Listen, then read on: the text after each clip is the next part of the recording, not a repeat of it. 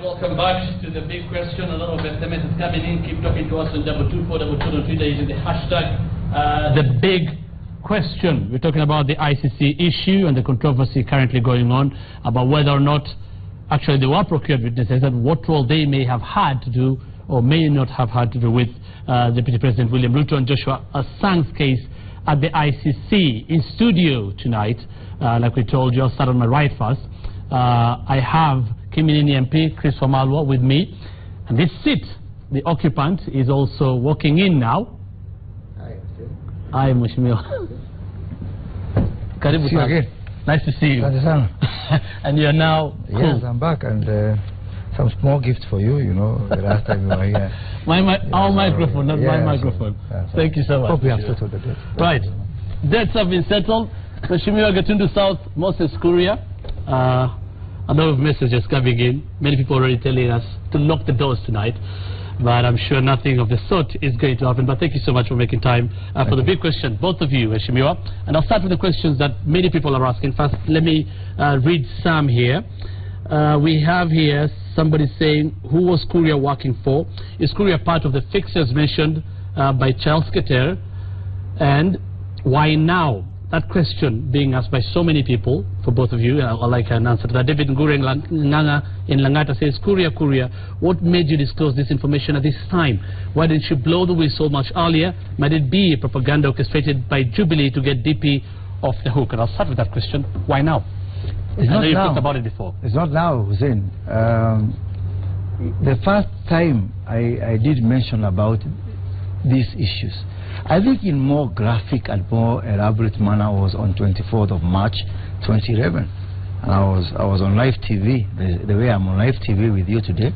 And I was with my friend, a gentleman called Ramanyang, 24th of March 2011 on Kiss TV. And I said exactly, even more graphic. I don't know why these were not picked up. You talk about the case being political witch hunt. Did you give details like you've given details now? I give much more. I think when I spoke in Mount Elgon, I didn't even speak about the price per witness.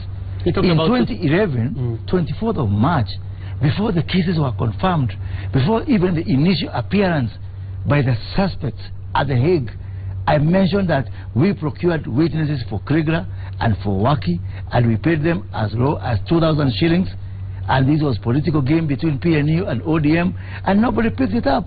I remember in that interview, I said, I hope and I pray that Ocampo is not relying on the same witnesses that we procured for Kriegler and Waki for his case. Even today, I do hope, because I don't know about his witnesses, but I do pray and hope, and I shudder with fear to imagine that those are the same somehow witnesses. Somehow I want to get Chris Omalo this, but somehow it's very, I mean, right now everybody's talking about it. How is it that nobody picked it up? I don't know. I don't know. 2,000 shillings and all these things. Tell me, because it was right on television. Why is it that it's been so repetitive now? You've been saying it weeks and weeks on end. I don't know, because that time, you're talking about a single day that time I said that I do hope that what I'm saying now is of importance to Mr. Ocampo. He was still on the case. He was still the chief prosecutor. So when he didn't pick it up, and I'm assuming he's an investigator or a prosecutor, what he sought or repute, and I thought it was not important information. Well, the ICC has now said, I mean, well, it has taken 4 years.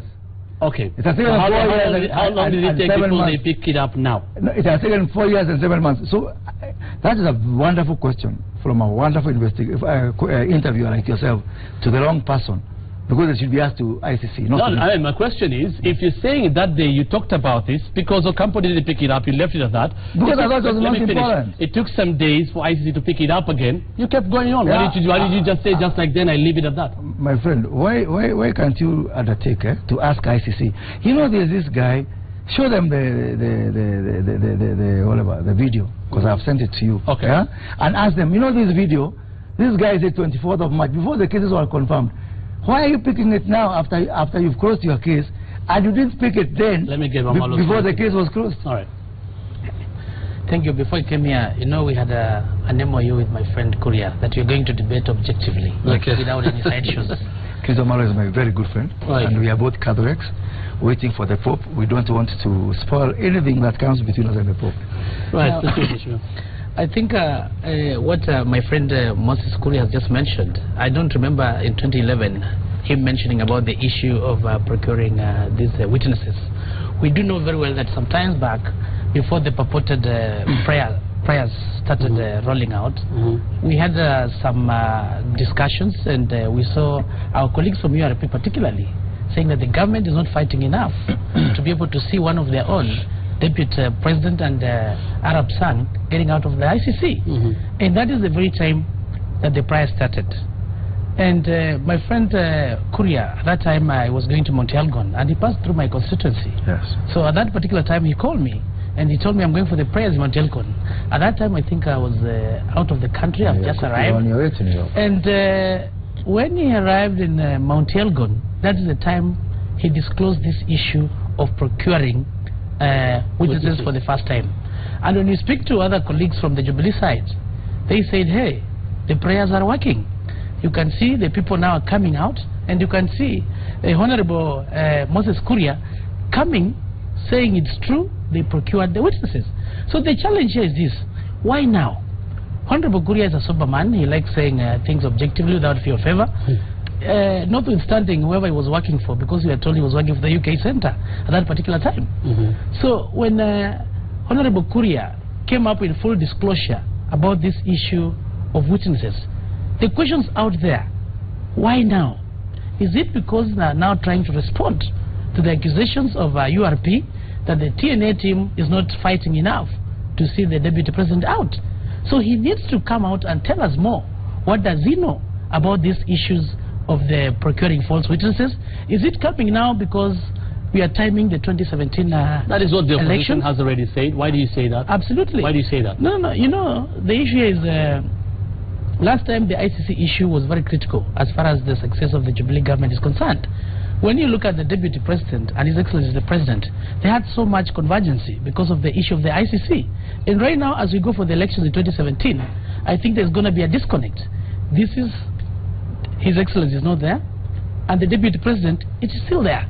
Actually, it's a critical issue, and we know very well Charles Keter, who is a very close ally to the Deputy President, the Senate of Kericho, had mentioned this, that the people who fix the Deputy President are in the current government, and this is Mutai Ringo, this was Nancy Gitau and Gishangi. And actually they demanded that these people must be sacked, okay? Otherwise, it's not going to be things as usual. Right. But before I get to Korea, you care about justice. Absolutely. Either way, whoever is saying the truth or whoever is lying, you care about justice. Yes. If you're talking about 2017 and whether they may or may not be together, currently we know they're together.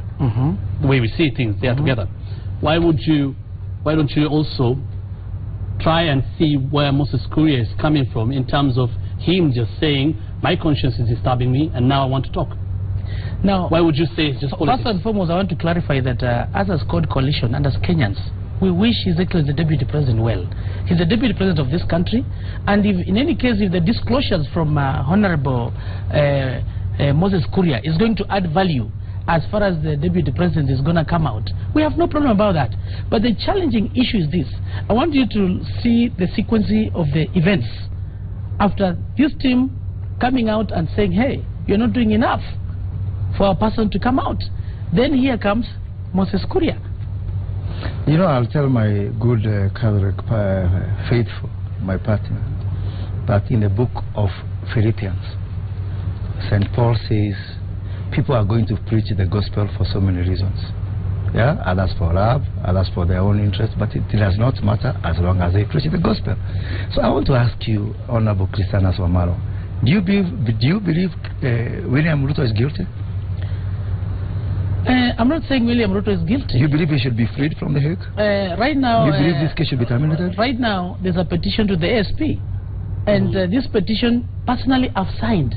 The petition by Honorable Hussein. So you support it? Absolutely. So you would want to see this case The issue is justice. We want to know the truth. No, you do want to see this case absolutely ended. To be concluded. Wonderful. And that's what we are saying. So it does not matter who fixed who was sent by who was working for who, as long as we all agree. No, it's important. Why there was any fixing, which is important to know. No, wait a minute. Absolutely. That is phase 2. We'll get to that. Yeah. But what I want to see the court coalition believe in is that we have got two innocent guys at the ICC who should be as free as you and me, free of ICC cases. Yeah? So this thing of, oh, this one fix the other, can we reserve that for phase 2? Why would you and we all agree. Where is the genesis?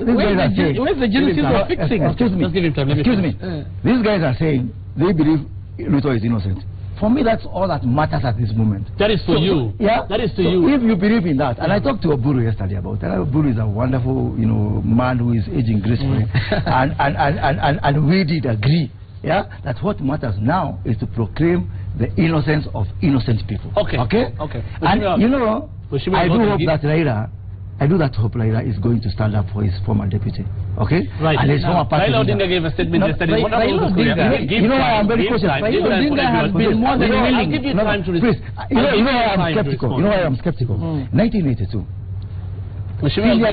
Senior Private Hezekiah Ochuka. Ochuka, yes. Private Pancras Oteo Okumu, who were allegedly, even by his own book, The Enigma of Africa, were working with Raila in the 1982 coup. He never stood up for them. They were hanged. What guarantee do we have now? What guarantee do we have now? Let's have some decorum. Just give everybody time. There's a question I want to ask you. You're talking about what you think is important right now, the innocence. But Kenyans, and some Kenyans also want to know, if somebody fixed somebody, why is that somebody walking free? I think you're saying, let me finish this. Yes, please. You're saying you procured witnesses for Kriegler Commission? Yes. And Waki? Yes, that's true. The Waki report was a document that was adopted by the ICC. Oh, was it? And number I'm two, hearing from you for the first number time. two, let me finish this. Oh, it was. And number two, Mheshimiwa. I didn't know that. Mheshimiwa, number that two. That is news to me. Number two. Anyway, why did you need to procure witnesses to the Kriegler Commission? There were many supporters of PNU then who could just do it. Why did you need to procure them? Because it was very simple, Hussein. That this was a political contest between PNU and ODM. And ODM was procuring witnesses, and PNU was procuring witnesses. I do remember on the 25th of June 2008 at the KICC, at the Kriegler hearings, I was actually thrown out. And I was in the front page of the Nation being thrown out by Kriegler. The following day, in the same front page was one Richard Sumra, who is now the Member of Parliament for Embakasi South. He was thrown out. What does that tell you? This was a political contest. Today PNU is thrown out from Kriegler. Tomorrow ODM is thrown out. It was a political seesaw. ODM, PNU. And we were doing everything within our means. And it was my responsibility to ensure, to prove that Kibaki won fair and square. And ODM was trying to show that PNU rigged the election. What did you tell them? What did you tell these witnesses that you procured? No, I told them to go and say that ODM are very bad people, and we won the election, and they didn't even allow us to vote in their areas, and they even caused violence in their own areas. And they would come and say, in Kibera we were finding even some garments in the voting box. I remember they said in Kajiado North, where the late Saitoti was a PNU candidate, there was some garments, some clothing inside the ballot box before. It was all part of the Okay, so they were cautious to say all that. Yes. These witnesses also appeared in the Waki Commission inquiry? At least 6 of them whom I can recall. Yeah, I also helped them to present evidence before the Waki Commission. So you pushed those ones as well? Yes, I did. And it was actually to propagate that line of thought that PNU won fairly, ODM not win fairly. There was skirmishes after the elections. They were caused by ODM. ODM said, in Kibera you did. And it was all part of political brinkmanship and upmanship. Okay. And it was part from this Waki Commission we had this list. I don't know. Okay. I don't know that. All right. My work was up to that point. You got up to that point. Yes. You're saying then, in 2011, your conscience made you speak. Right. Your conscience has made you speak now. Yes. Have you spoken to the Deputy President about this? And any need to offer any apologies? Why would I first speak to him? First of all, you speak to competent authorities. You don't look for Deputy President to speak to him. I was with Joshua Rapsang the other day, and I told the truth to his mother and father in front of television. Yes. And the most important thing, yesterday I met the Defense Counsel for Mr. Sang. Today I made a statement to the CID. Tomorrow I'll make a statement to the ICC. On the 25th, I'll make a statement to the defense team of Mr. Ruto. It is not about speaking to people. To you, it is about may or may have not been used. May have not. I don't know. I'm as curious as you are. Right. Thank you. First and foremost, I want to say that Raila Amolo Odinga has been more than willing to appear in terms of the defense for the deputy president as far as the ICC case is concerned. But unfortunately, we've been getting mixed signals. He's been willing. The other day you had Honorable Commander them before Starehe saying we don't trust Raila and we don't want his evidence. So the issue is this: if at all the deputy president is going to be put on the defense, and that is the time he's going to bring witnesses, Raila Amolo Odinga is more than willing. Honorable Kuria has just mentioned the contest was between PNU and ODM. So that means the witnesses he was procuring was against ODM. Yes. And in this case, William Ruto was in ODM with Raila Amolo Odinga. Absolutely. So there's no way Raila Amolo Odinga will have fixed the deputy president, William Ruto, because they're on the same game. So if it's an issue of fixing, obviously, these are the witnesses which were procured by and in this case, Moses Kuria should empathize. He made a mistake, yes, but he'll offer an apology to the deputy president of what he did. If I told the curricular team, the Waki team, they might have relied maybe on the witnesses that he might have procured. Okay, you're talking about them shifting goalposts. The same can be argued about Court Leader Raila Odinga. Yesterday we saw in his statement saying the truth should be said, and he gave actually some names, including Moses Kuria, of the people that should make sure the evidence that is given is recanted. Meaning he may have known about this a while ago, a long time before. The question is, if you're saying they're shifting goalposts, isn't it the same about the court leader? Why couldn't he also talk about this earlier, if you're saying he wanted to help on the what go? Now, the issue here is we need to know the timing. At what particular time was this fixing taking place? And that's what we are saying, because for Raila's side, maybe at that time he was part of the PNU government, maybe he was accessible to the intelligence, and that particular time, maybe the info that they required to fix these people. Remember the side of PNU side, all of them are out. This was Mudaura, His Excellency the President, and the police commissioner. The people who are still on the hook are these people on the other side. That means the evidence now comes out clearly that maybe my friend Honorable Kuria might have been very smart in terms of coaching or procuring those other people to come and fix Ruto. Remember, at the ICC, just a minute, at the ICC, the advocate that was leading the Mudaura case was Karim Khan. Okay? Then afterwards, the current government procured the same Karim Khan to come and appear on behalf of William Ruto. But we are not seeing the cases becoming better. Instead, they're getting worse. So that means... The question I'm still asking is, if Raila knew about this, and you're saying he's always been willing to help, why did he wait until Moses Kuria talked so that he can say he also knows about who and who may have fixed who and who? Now, why didn't he talk before? As far as that timing is concerned, I think the best position will be maybe His Excellency the Prime Minister himself, maybe to come and say. Okay. Let me say some few things. One, Mr. Raila Odinga was a coalition partner and a principal in the coalition government. For your information, he had access and he actually received all intelligence briefs at the time. So I saw him talk about article this and article that in the intelligence brief, which he had for 7 years. So for 7 years, he had what NIS said to all these things. He did speak about it then. But that's not a crime. We can forgive him for that. Number two, you know, all by the time, when we tried now to even in 2011 to get these cases back, and I remember I was part of volunteers who went to Addis Ababa in January of 2011 and continued to work on the deferral of these cases. Raila sent Anyang'o. They sent a letter to the Security Council. Don't allow these cases to be referred back. Don't allow these cases to be referred back. These guys hold very powerful positions in Kenya government. These guys are very powerful. They should be jailed at The Hague. So he's talking about myself. We were not with them in 2007. But he is talking about that, about his deputy party leader. He's talking about that, about Mr. Kosgei, who was his party chairman. Honestly, even with balance of probabilities, who should have spoken for Ruto more? Who should have spoken earlier? Moses Kuria or Raila Odinga? I was not with Ruto. We were not together in the same side of politics. Raila was with them. But when we were trying to, you know, to get these cases back, to terminate them, he writes a letter to the UN. He says, these guys are dangerous. These guys hold positions. These guys are the faces of impunity in this country. So that's number one. Number two, you know, he's saying that you know, that people blocked Raila when he was trying to give evidence.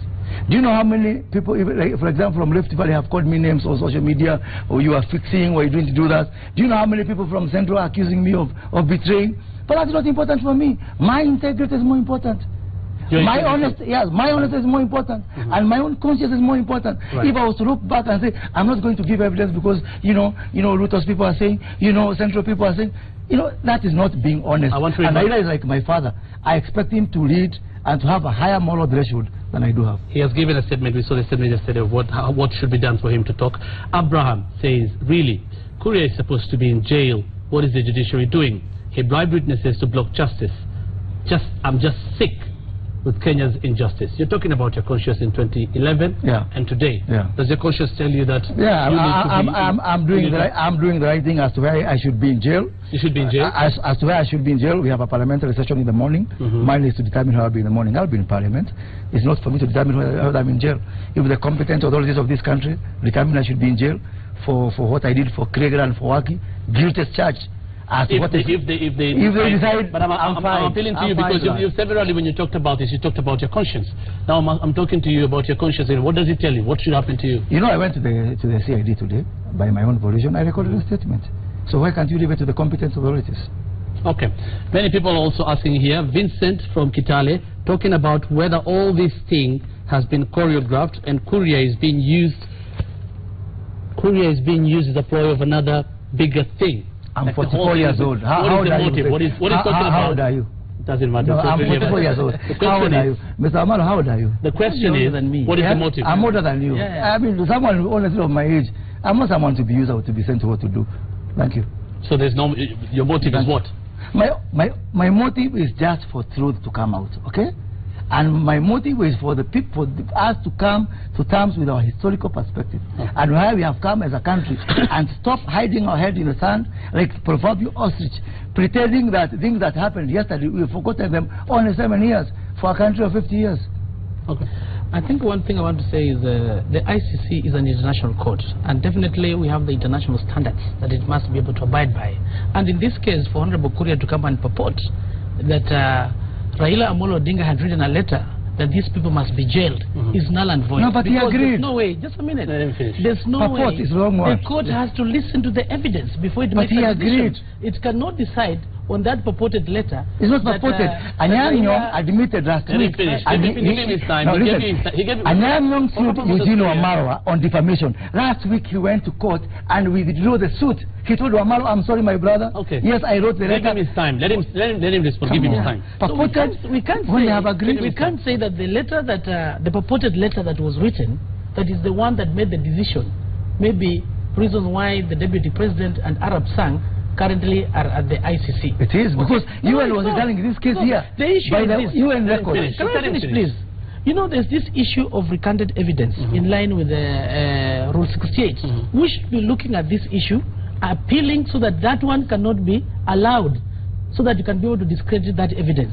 Why Honorable Kuria is here and coming up to give this full disclosure, the main aim of helping Ruto is maybe for his lawyers to take that and be able to discredit the witness. So the issue here is this. Let's focus on Honorable Posing's petition. As members of court, even from ODM, from the court coalition, we've signed. Good. And this is to prove to you that we mean well to the deputy president if at all this petition is going to be allowed. Fantastic. So that a committee can be put in place to be able to know. And Honorable Kuria should be among the first people to be investigated. Right. We're going to look at some feedback here on Twitter now. I think we have some tweets on this topic tonight. Right, Geoffrey Ndege, Kuria is allied to the government and is up to something. Court should also frankly say all that they know. Hussein Salat says, if Kuria procured witnesses to fix Ruto by paying them, then he is a liar and should be jailed for life. Kuria says he's waiting for the authorities to do something about that. JP, Kuria should be aware this is going back to a healing wound in Kenya, and he's headed to divide the country. Wambua, Sammy, Kuria's game plan, very simple: trivialize post-election violence to political and legal insignificance, hoping ICC takes note. And Maxwell Vincent, Moses Kuria must apologize to Honorable William Ruto and the country for what he did.